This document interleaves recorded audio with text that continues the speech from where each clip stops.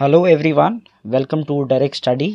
तो आज हम बात करने वाले हैं geography class 9th chapter 2 physical features of India. अब बात करते हैं नॉर्थन प्लेन्स की। नॉर्थन प्लेन्स बना है तीन मेजर रिवर सिस्टम के इफेक्ट से, जो है इंडस, दूसरी है गंगा और तीसरी है ब्रह्मपुत्र।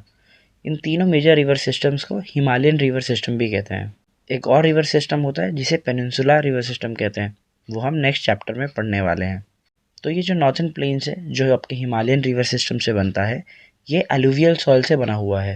ये जो नॉर्थन प्लेन्स है, ये हिमालय के फुट हिल्स पर है, मतलब जहाँ पर हिमालय एंड होता है वहाँ से ये नॉर्थन प्लेन्स शुरू होते हैं। ये एलुवियम के डिपोजिशन को कई साल लग चुके हैं। ये 7 लाख स्क्वायर किलोमीटर में स्प्रेड है।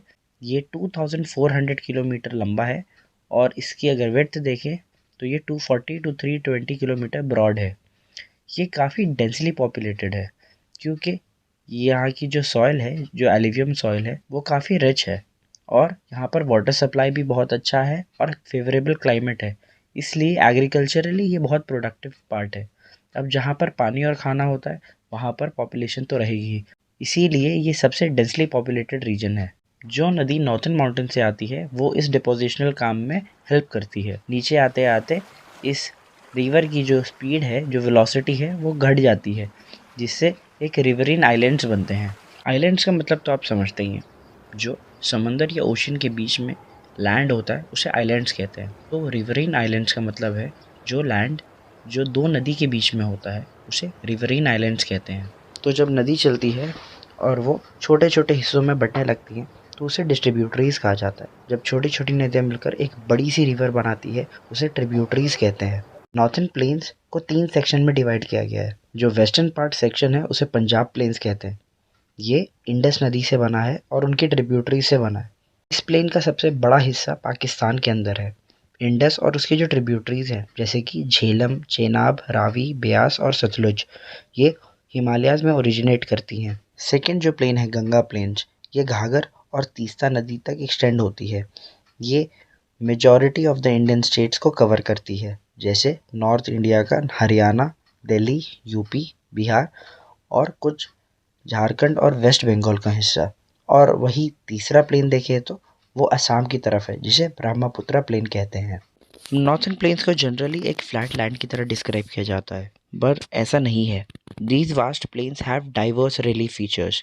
रिलीफ फीचर्स का मतलब होता है unevenness of the land surface, क्योंकि इसमें बहुत वेरिएशंस है। इसकी ऊंचाई कहीं पर बहुत ज़्यादा है और कहीं पर बहुत कम है। नॉर्थन प्लेन्स को इस वेरिएशंस की वजह से 4 रीजन्स में डिवाइड किया जाता है। जब रिवर्स माउंटेन से नीचे उतरती है तो ये बहुत सारे छोटे छोटे पत्थर को डिपॉजिट कर देती है in a narrow belt which is around 8 to 16 kilometre in width, जो शिवालिक के जस्ट नीचे होता है। इसे कहते हैं भाबर। भाबर बेल्ट में सारी जो स्ट्रीम्स होती है रिवर्स की, ये डिसअपियर हो जाती हैं और कुछ नीचे जाने के बाद ये वापस से इमर्ज होती हैं और वेट, स्वम्पी और मार्शी रीजन बना देती हैं, जिसे हम तेराई कहते हैं। ये बहुत थिकली फॉरेस्टेड रीजन होता है जहाँ पर बहुत सारी वाइल्ड लाइफ पाई जाती है। इस फॉरेस्ट को क्लियर करके एग्रीकल्चरल लैंड बनाया जाता है और सेटलमेंट की जगह बनाई जाती है।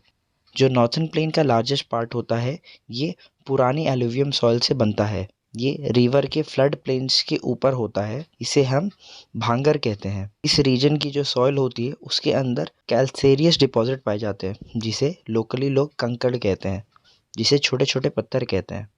और जो नई डिपॉजिट्स होती है फ्लड प्लेन्स की, उसे खादर कहते हैं। ये हर साल रिन्यू होती है, इसके ऊपर एक नई परत चढ़ जाती है, इसलिए ये काफ़ी फर्टाइल होती है और इंटेंसिव एग्रीकल्चरल के लिए भी सबसे बेस्ट होती है। तो रिलीफ फीचर्स की वेरिएशन के हिसाब से ये 4 पार्ट में थे: भाबर, तेराई, भांगर और खदार।